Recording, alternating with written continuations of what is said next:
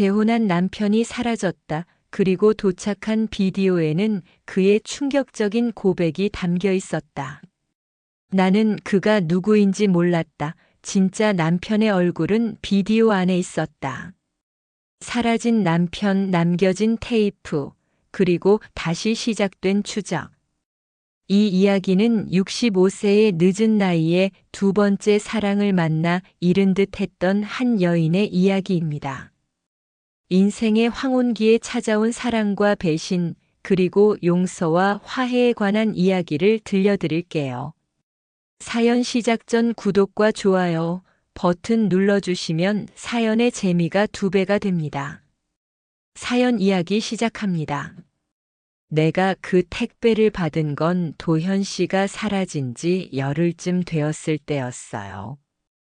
아무 말도 없이 그렇게 홀연히 사라져버린 남편을 찾아 경찰서에 실종 신고도 해보고 주변 병원들도 다 알아봤지만 아무런 소식이 없었지요. 경찰은 고의적 가출일 수도 있다는 말만 되풀이했고요. 그날도 저는 창가에 앉아 도현 씨가 늘 걸어오던 골목길을 바라보고 있었어요.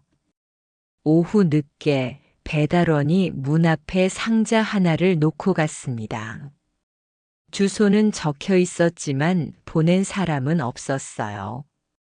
상자를 들고 안으로 들어와 조심스럽게 열어보니 낡은 VHS 테이프와 쪽지 한 장이 들어있더군요. 이걸 보고도 당신이 날 믿을 수 있을까? 도현 씨 글씨였어요. 제 손이 떨렸습니다. 젊은 사람들은 모르겠지만 우리 나이대 사람들은 비디오 테이프라는 것을 알지요. 하지만 집에는 오래전에 버린 VHS 플레이어가 없었어요. 그날로 동네 전당포를 뒤져 중고 플레이어를 하나 구했습니다. 집에 와서 떨리는 손으로 테이프를 넣고 재생 버튼을 눌렀어요. 화면이 나타나기까지 몇 초가 걸렸지만 그 몇 초가 제게는 평생처럼 느껴졌어요. 경자야. 도현 씨의 목소리가 들렸어요. 그는 정장을 입고 앉아 있었는데 뒤로는 회색 벽과 낡은 선반만 보였습니다.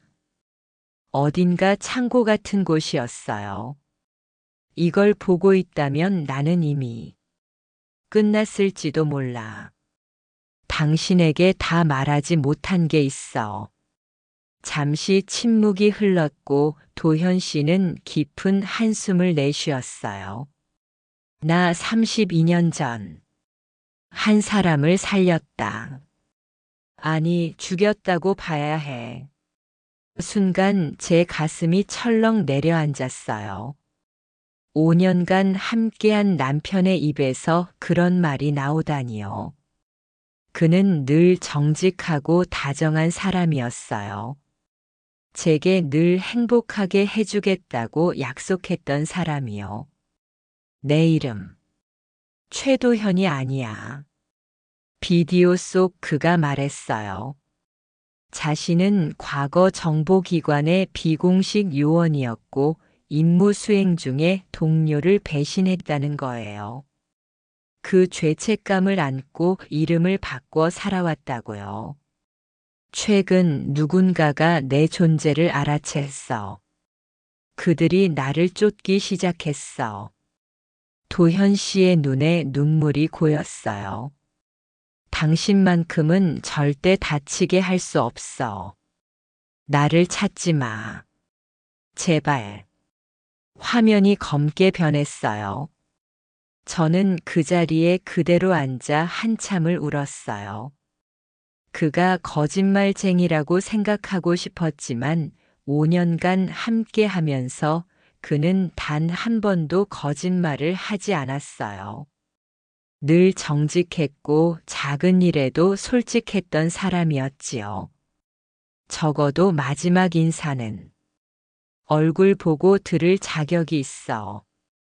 저는 마음을 다잡고 일어섰어요. 그를 찾아야 했습니다. 그가 자주 갔던 장소들을 하나하나 떠올렸어요. 남편의 작업실, 그가 좋아하던 카페, 낚시를 즐기던 저수지, 심지어 그의 오래된 동창 주소로까지 꺼내 살펴봤어요. 일주일을 그렇게 보냈을까요? 우연히 동네 슈퍼 주인이 알려준 정보가 있었어요.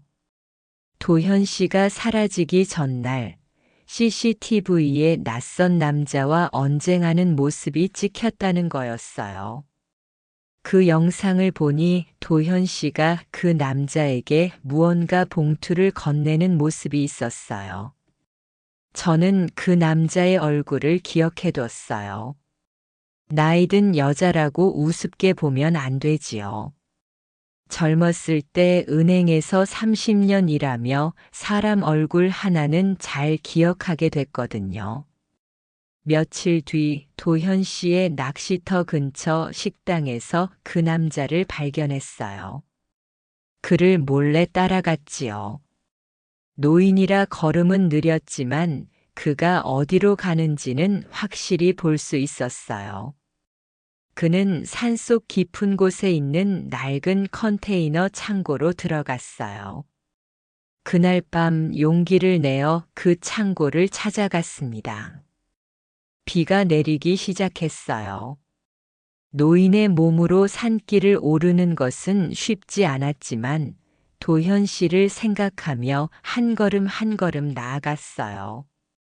창고에 도착했을 때 문은 살짝 열려 있었어요. 안으로 들어가니 텅 빈 공간에 오래된 테이블과 의자 하나, 그리고 도현 씨의 가방이 놓여 있었어요.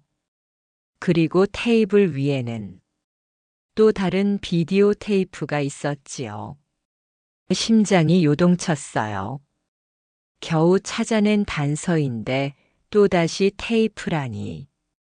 그곳에서 바로 볼 수는 없었기에 가방과 테이프를 들고 집으로 돌아왔어요. 떨리는 손으로 테이프를 재생했습니다. 당신은 결국 날 찾았겠지. 도현 씨의 목소리가 나왔어요. 그는 지쳐 보였어요. 눈 밑에는 그림자가 드리워져 있었고요. 미안해. 사랑했어. 당신만큼은 내가 어떤 사람이든 상관없이 날 믿어줬잖아.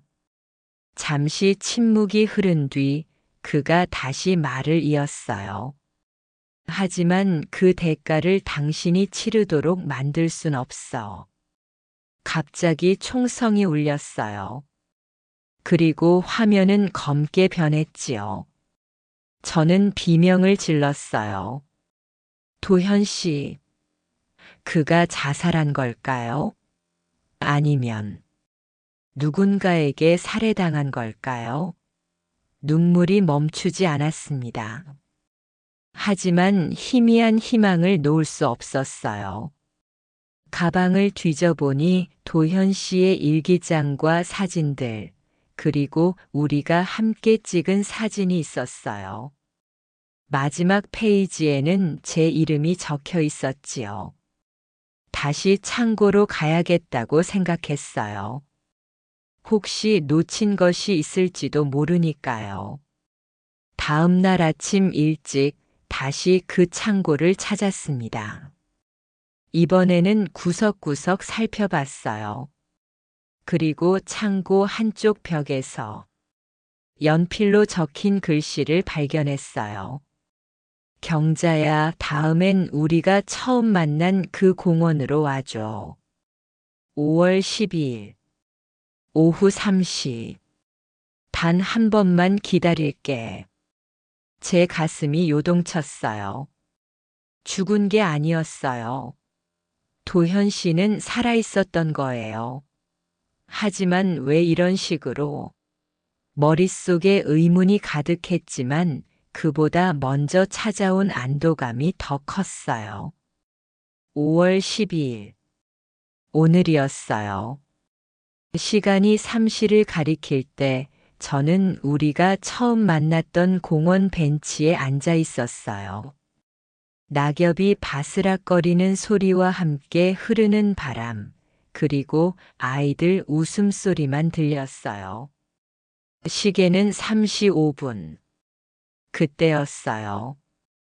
등 뒤에서 익숙한 발자국 소리가 들려왔어요.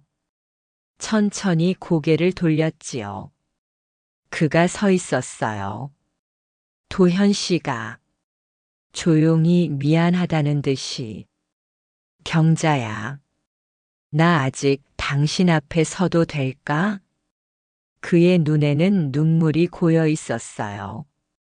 저는 아무 말도 할 수 없었어요.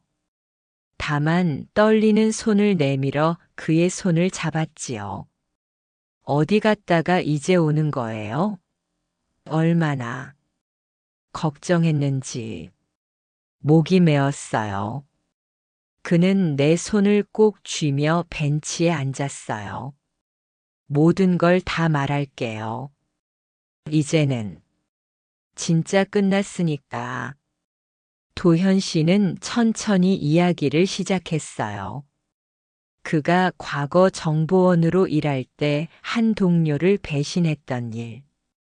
그 동료는 이중 스파이였고 도현 씨는 그걸 알아내 보고했지만 그 과정에서 그 동료의 가족이 위험에 처하게 되었다고 해요. 내가 그를 죽인 건 아니었어. 하지만 내 보고로 인해 그와 그의 가족은 모두. 도현 씨의 목소리가 떨렸어요. 최근에 그의 아들이 나를 찾아냈어. 복수하겠다고 했지. 나는 그가 옳다고 생각했어. 하지만 당신까지 다치게 할 순 없었어. 그래서 그는 자신이 죽은 것처럼 위장했다는 거예요. 테이프 속 총성은 연출된 것이었고 그는 그 남자에게 자신의 죽음을 확인시킨 후 몰래 도망쳤다고 했어요. 이제 그는 나를 더 이상 쫓지 않을 거야. 그가 원한 건 내 목숨이었으니까. 도현 씨는 깊은 숨을 내쉬었어요. 용서해 줄 수 있어? 이런 과거를 가진 나를. 저는 그의 손을 꼭 잡았어요. 글쎄요. 5년 동안 거짓말을 하셨으니 그만큼 더 사랑으로 갚으셔야겠네요. 도현 씨의 눈에 눈물이 고였어요. 그리고 저희는 함께 천천히 집으로 향했답니다.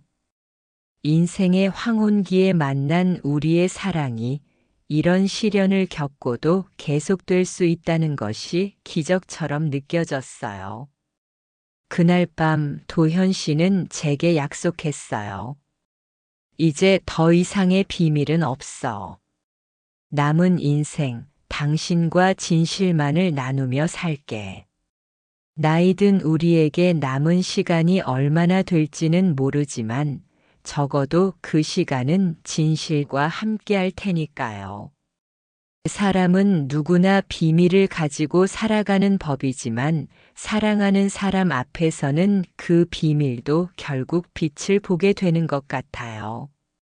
이것이 제가 윤경자가 65세에 겪은 이야기랍니다. 사연 재미있게 들으셨나요? 구독과 좋아요 잊지 마시고요. 다음 영상으로 더 재미있는 사연 가져오겠습니다. 감사합니다.